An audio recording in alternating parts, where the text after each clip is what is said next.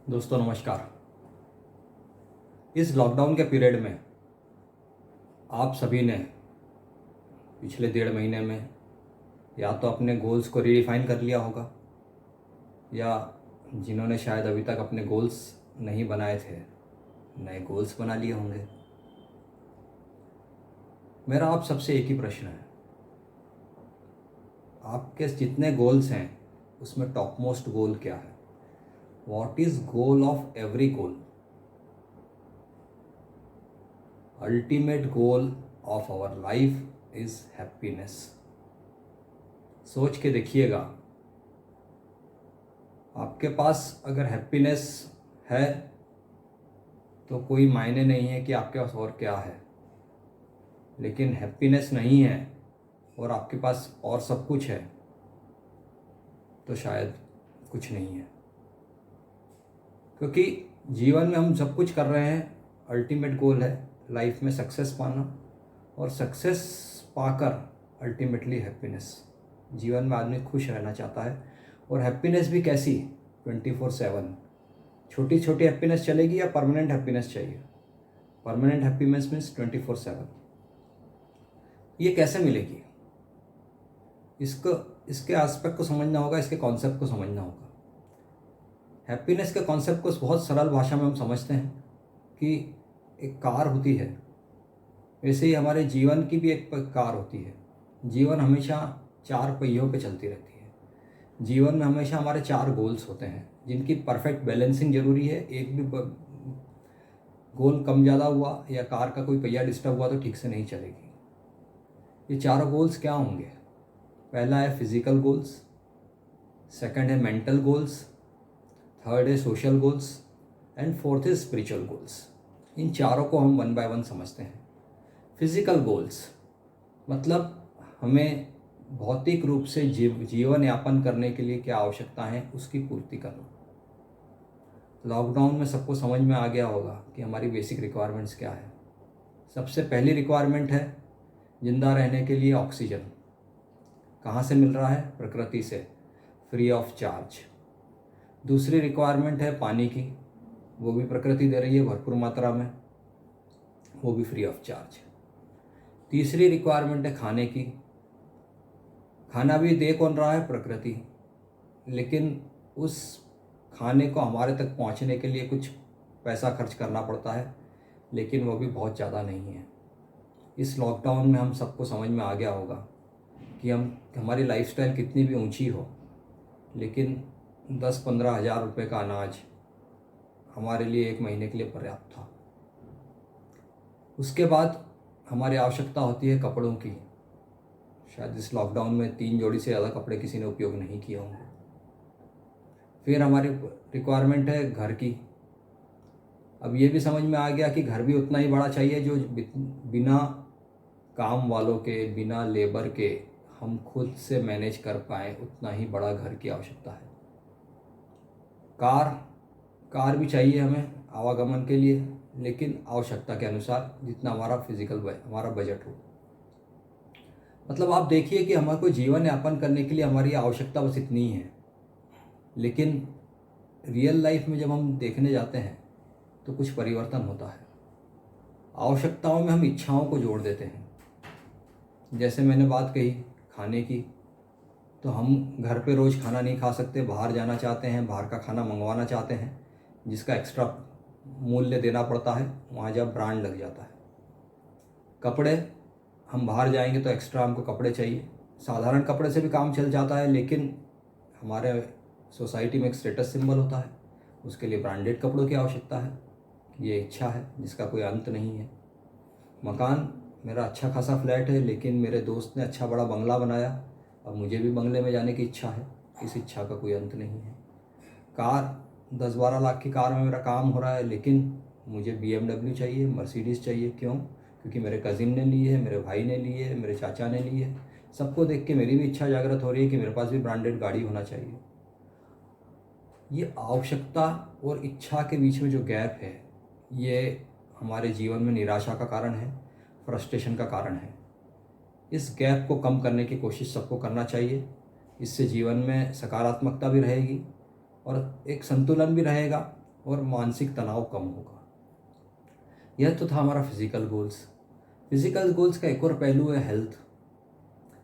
अब हमें समझ में आ रहा है कि हमारे हेल्थ कितनी इम्पोर्टेंट है लाइफ में। जब प्रकृति ने अपना रौद्र रूप दिखाया, जब वायरस आया, तो सब डॉक्टर्स यही कह रहे हैं कि जिसका इम्यून सिस्टम स्ट्रांग होगा उसको वायरस का अटैक करने का चांस कम है या उसकी मौत की संभावना बहुत कम है। तो ये हेल्थ मेंटेन करना किसका काम है? हमारा काम है। ये भी हमारा एक गोल होना चाहिए। तो अभी तक तो अभी लॉकडाउन में तो सबके पास बहुत सारा exercise, yoga, physical health, mental health ठीक करने का पर्याप्त समय है। लेकिन लॉकडाउन खुलेगा तो वापस हम पुरानी दिनचर्या में आ जाएंगे और शायद इन चीज़ों को नज़रअंदाज करने लगे हैं। तो मेरा आप सबसे एक ही निवेदन है कि हेल्थ को टॉप प्रायोरिटी रखना, क्योंकि आने वाले समय में जीवन और कठिन होने वाला है और जो स्वस्थ रहेगा उसको सबसे ज़्यादा धनवान रहेगा। अगर आपके पास हेल्थ है और बहुत पैसा नहीं है तो भी आप अच्छे हैं, लेकिन बहुत सारा पैसा है और सारी लाइफस्टाइल डिजीज़ हैं, blood pressure, sugar, heart patient, तो कितना पैसा है कोई काम का नहीं। इसलिए हेल्थ को टॉप प्रायोरिटी पर रखना है। तो ये तो हमारा एक फिजिकल गोल हो, पहला पहिया हो गया फिजिकल गोल्स, जिसको तो मोटा मोटी सब लोग ठीक कर पा रहे हैं। दूसरा पहिया आता है मेंटल गोल्स।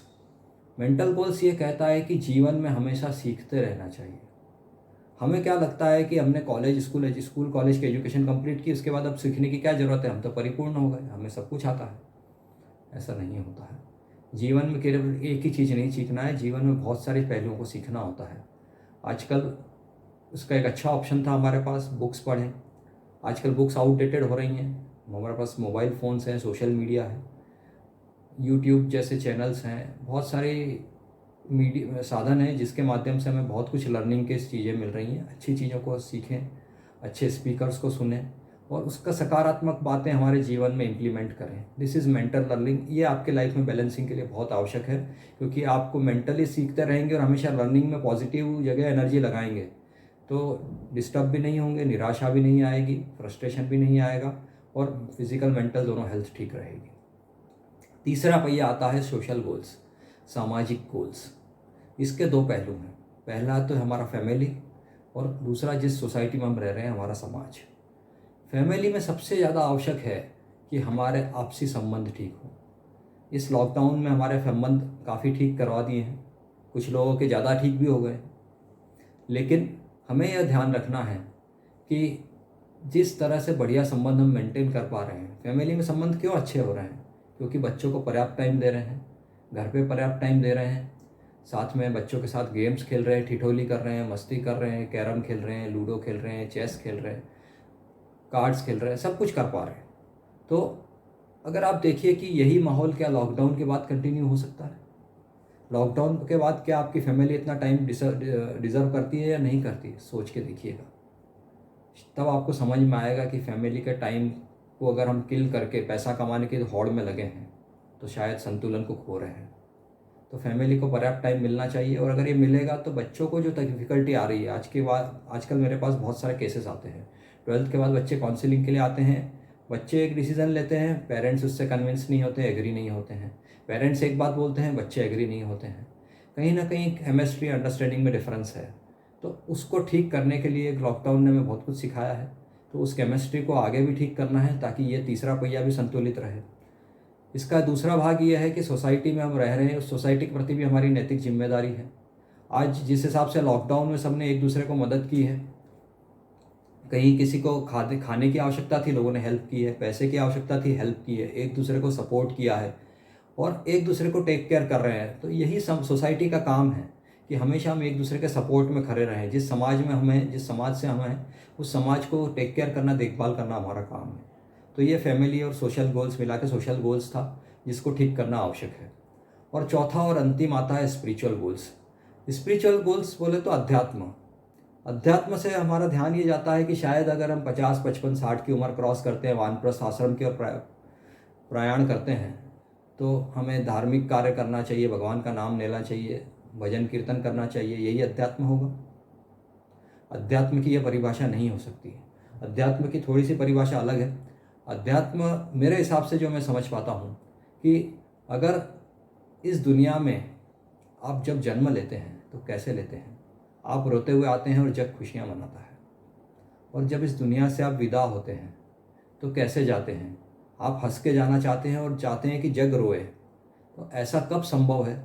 जब जीते जी इस दुनिया में आपने कुछ ऐसे कार्य किए होंगे जिसके लिए दुनिया आपको याद रखे, तभी ऐसा संभव है। तो आज के बाद आप ये सोचना शुरू कर दीजिए कि मुझे क्या ऐसा कार्य करना है जिससे जब मैं इस धरती से विदा लूँ तो लोग मुझे मेरे कार्यों के कारण याद करें और मैं हंसते हुए जा सकूं और लोग मेरे जाने का दुख मनाएं। तो ऐसे कार्य करना है। दूसरा पहलू है कि हम विरासत में इस दुनिया में आने वाली पीढ़ी के लिए क्या छोड़ के जा सकते हैं।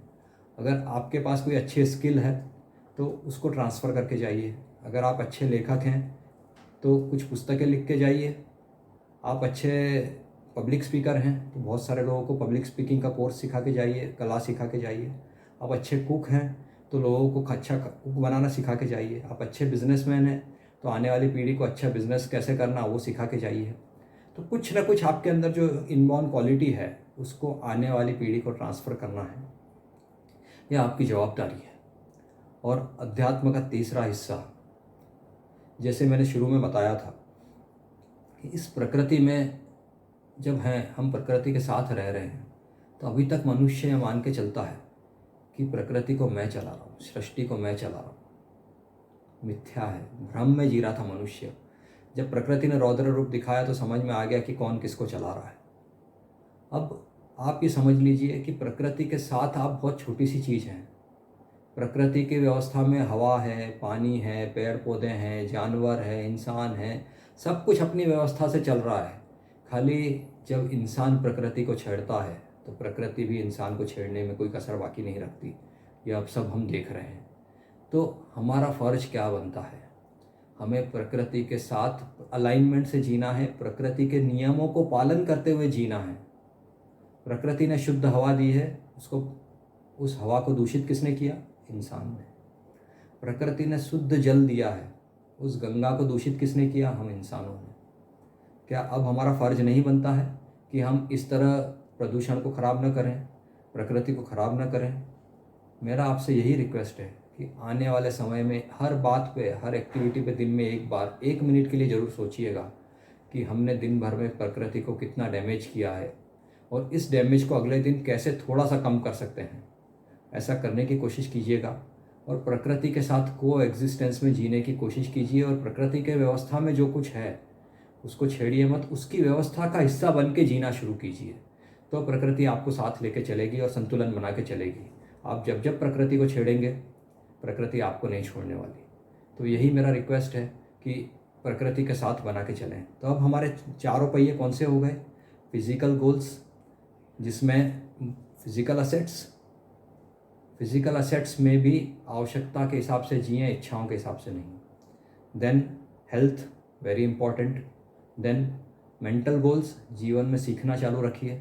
Then family and social goals, family को पर्याप्त टाइम दीजिए, समाज की गतिविधि में अग्रणी बनिए, हिस्सा लीजिए। और स्पिरिचुअल गोल्स में इस दुनिया को आप क्या देके जाएंगे, प्लस प्रकृति का हिस्सा बन के अलाइनमेंट में जीना सीखें।